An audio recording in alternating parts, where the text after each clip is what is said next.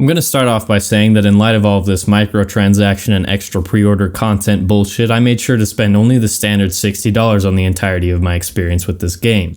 Not that I would waste my money anyway. Shadow of War is the highly anticipated sequel to Shadow of Mordor and set out to continue and improve upon the beloved fighting mechanics of the original, which they pretty much ripped from the Arkham games. Sauron is back, again, and this time he's brought more story, more gear, and more out-of-place sexual tension. Seriously, why is the spider lady always so touchy? Talion and his glowing elf sidekick Celebrimbor have crafted a new ring of power to rival Sauron, and this time there are some actually interesting characters thrown in the mix like Forest Witch, mysterious trump card character, comedy relief cave troll, that giant spider from Return of the King who's apparently a seductive, barely clothed also witch, and cliche character development lady. Oh, and diversity guy, which Token never seemed to wrap his head around. I wonder how many nerds I was able to piss off with that one bit.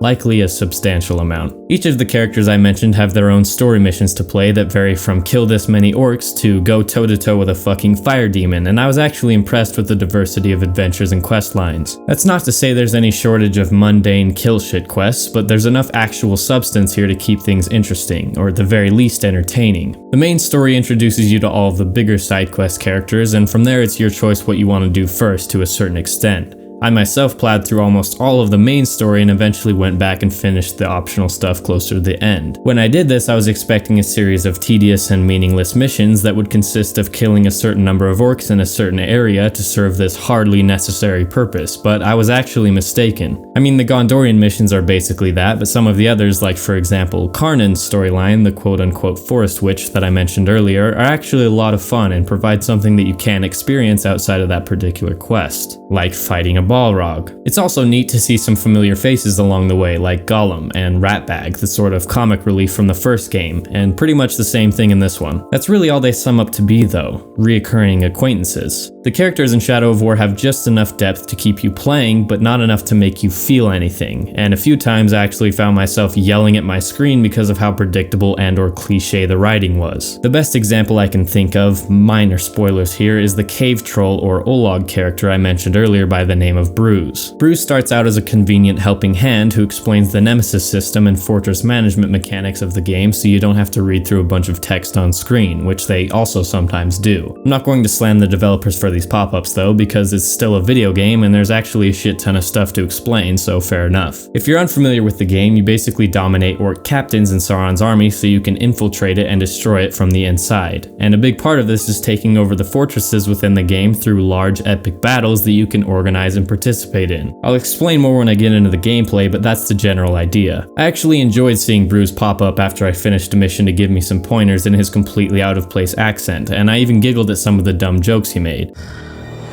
Right lord, dark lord, same thing really. In fact, I can recall more than a few times I found myself exhaling out of my nose at a clever pun or bit of dry humor, which was definitely a pleasant surprise. The trouble comes at the exact moment they decided to make Bruce more than a funny side character who explains mechanics. You see, the first time you take a fortress with Bruce, he mentions to you that he wants to be the overlord, but after a short squabble with another character, you end up not having a choice in the matter and you're forced to pick some random captain in your army. Obvious red flag number one. After a short while, that same fortress is attacked, so Talion decides to be a dickhead to Bruce for mentioning that the fort isn't really his to defend. Then he reluctantly helps you to defend it. Even more obvious red flag number two. Honestly, if Bruce didn't stab Talion in the back and throw him from the top of the fort, I would have considered that a plot twist. And spoiler alert, this isn't the only thought-plickening betrayal in the game. In summary, the game has a story to tell that's good enough, but you're probably not going to remember the majority of the events that take place by the time you're playing Star Wars Battlefront, which I'm sure will be much more interesting. Honestly, I'm not sure any of us expected a Christopher Nolan film to begin with. What we're really here for is the gameplay. And to tell you the truth, it's absolutely loads of fun. Fun enough that I don't mind the Celebrimbor challenge missions where you have a certain amount of time to kill a bunch of shit in a certain way. I actually really enjoyed them. If I said that leaping through the air in slow motion and headshotting 6 orcs followed by turning a fireplace into a bomb isn't a good time, well,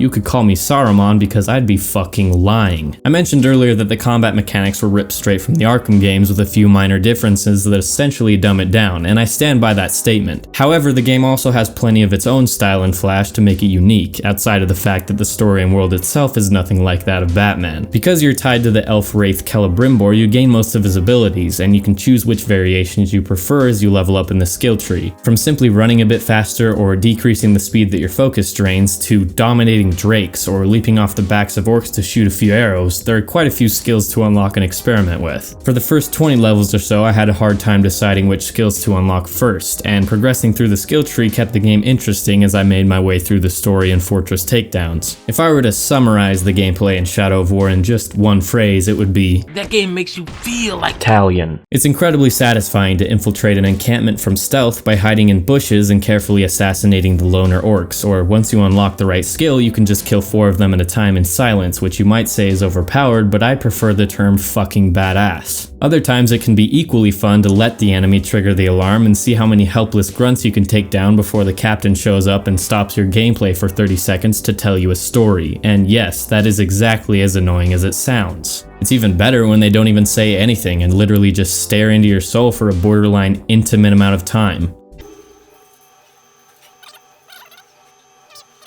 And you just have to fucking sit here. Oh, okay, we fixed.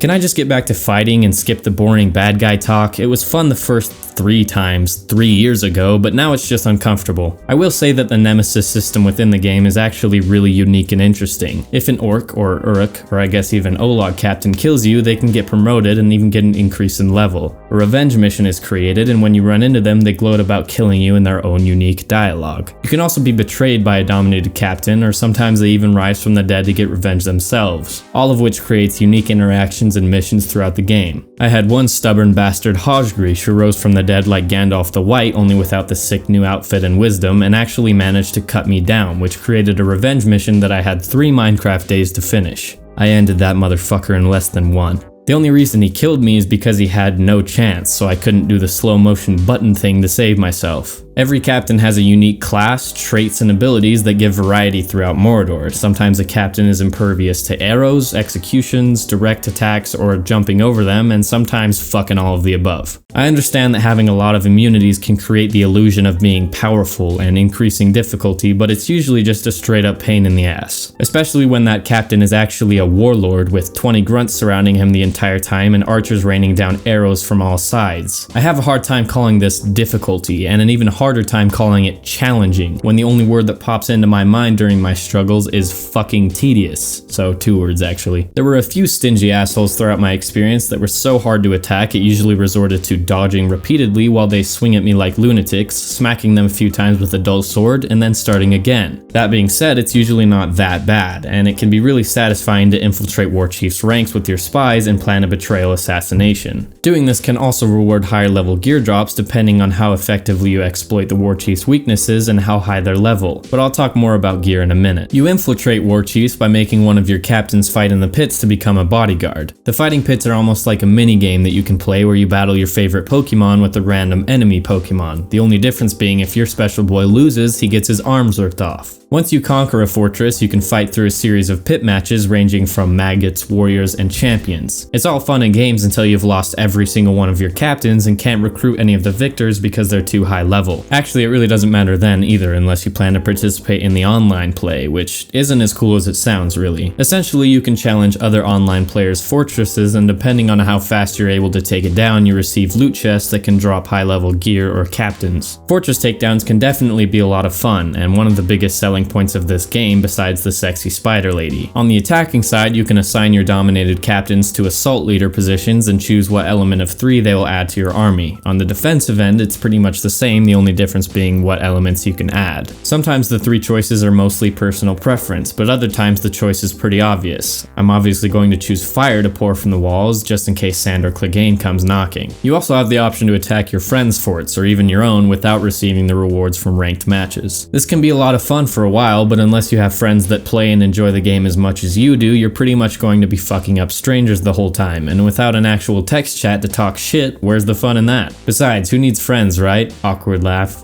Why did I write awkward laugh? Oh. Oh, and mate, don't forget about the gear. You know, I'm not sure anyone really cares for this koala character dynamic anymore. Then why do you still do it?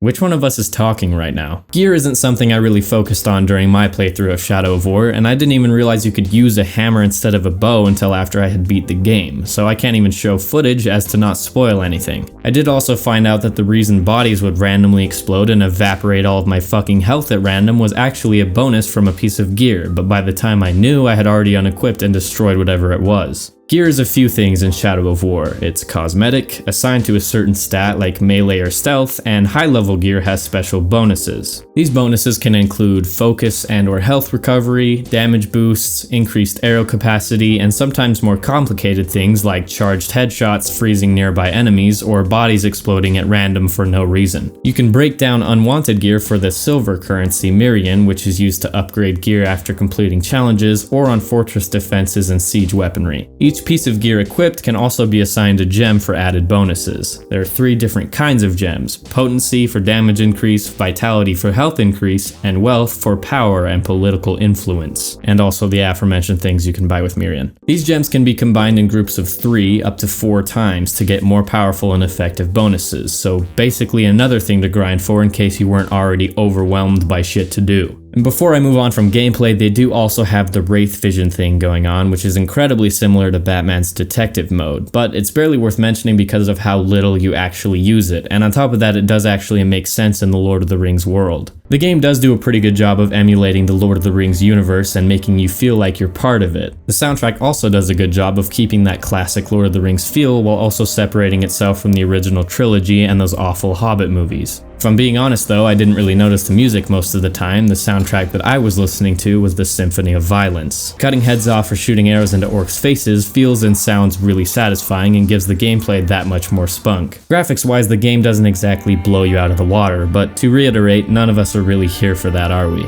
The environments are more varied and interesting compared to the previous game, a convenient consequence of being able to skip over incredible distances at the click of a button, and each area that you visit is large enough to have its own series of side quests and collectibles to explore and find. Not that you waste any of your time on that anyway. Exploring the world of Shadow of War is at first a lot of fun. You can run really fast, jump really high, and do a mid-air cartwheel with the click of a button, and the controls are responsive enough to avoid being annoying all the time. When it gets tedious is when there are 3 magic towers that you have to discover and play a repetitive little minigame to take control over so that you can fast travel. Wait, did I say 3? I meant 3 in every area, which means 15 towers total, which if you did the quick math means that there are a total of 5 regions in the game. Let's take a look at the original gameplay reveal that got this game so much hype, shall we?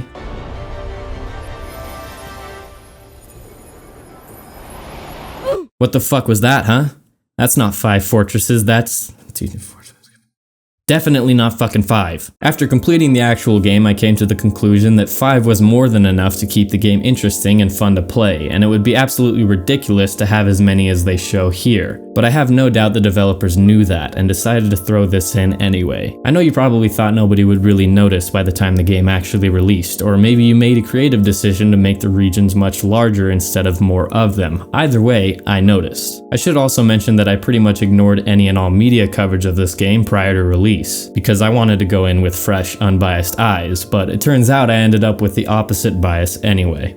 So it's time to expose myself to all the hatred surrounding this game. Let's talk microtransactions. You might have noticed that this is the first time during this review that I'm actually bringing this up outside of the intro, and it will also be the last. If you recall, at the beginning of the video I made it clear that I would only spend the standard $60 on the entirety of my experience with this game, and I've done exactly that. As a result, I really didn't feel like I was missing anything at all. The only time that I was reminded of in-game purchases was when I received a loot chest after conquering an online player's fortress, and even then all I had to do was not buy anything. I never felt inconvenienced by the marketplace within the game, nor did I ever feel tempted to use it. That being said, I still have a lot to say about the practice as a whole. First off, I'm not going to fault the developers for wanting to make money. Aside from a passion for video games or all the lovey-dovey bullshit that got you into the industry, the only real goal is to make money. I don't have an enormous problem with microtransactions in games like Rainbow Six Siege or For Honor because their DLC is available free of charge if you're willing to work for it, and a huge chunk chunk of the items available for purchase are purely cosmetic. Say what you will about Ubisoft, it's definitely far from perfect or even great as a whole, but I'll be fucked if this isn't a huge step in the right direction and a great example for the rest of gaming. So no, I'm not faulting Monolith for wanting to make some extra money, I'm faulting them for potentially ruining their game to do it. An enormous chunk of Shadow of War is spent building your army by dominating the orc captains you find throughout the world, and finding creative ways to take down powerful warlords so you can get legendary gear and increase your strength. If you just throw in the extra money to skip all of that, you'd be missing out on a lot of what makes the game fun to begin with, not to mention the fortress takedowns would be trivial at best. All that's left is the story and leveling up in the skill tree, both of which are great additions to the core of the game but not quite as shiny on their own, and definitely don't require anywhere near the same amount of attention or time from the player to get through. And yes, the purchases are completely optional and you can earn the currency used to buy loot chests by playing the actual game. You can do the same thing in Siege, but you and I both know it's 100 times easier to just spend a few bucks on a cool skin than it is to collect 12,000 renown. Obviously the key difference here is that Siege is a multiplayer game, so adding anything outside of cosmetics or operators would be unfair to those who can't afford to open up their wallets every time a new gun comes out. But as you might remember, there is an almost multiplayer feature in this game. Monolith and/or Warner Bros, you've created a unique and interesting online experience to compete with friends or even randoms across the world if you're competitive enough, and then completely ruined it. Why would I try my luck online when I know that there's a very good possibility that the person I'm going to face just bought enough crates to get all of the best shit? The last thing I want to touch on is the gold edition of the game, which is an extra $40 to play 2 extra story expansions. If you don't see the problem with making the customer pay extra on release day for parts of the story that are already finished and ready to play, I'm not going to waste time explaining. So if you're just emerging from under your rock like I was and hearing about all of this now, you might be thinking I'm going to tell you to not buy the game. And while I would encourage you to avoid any in-game purchases, not only as a form of small protest, but also to not ruin your own experience with the game, I'm not going to tell you how to spend your money. After all, I bought the game, and I wouldn't say that I regret it. The question I set out to answer when I make reviews is simply, is the game fun? Because at the end of the day, that's all gaming is really about for me. Shadow of War is, in my opinion, a resounding yes in all caps, with like a confetti green screen or something, maybe an explosion. But you should also take into consideration that I'm a pretty big Lord of the Rings fan, and I'm also in love with the fighting and slow motion badassery that is this game. So if you've watched through this entire review and still aren't sure about your purchase, I might recommend that you give it a shot, but only if you have a disposable $60 and a taste for blood. Now that all that's said and done, I want to mention to all the nerds that I pissed off at the beginning of the video, yes, I do understand the irony of me calling you a nerd after making a video review of a Lord of the Rings game with an animated sloth character.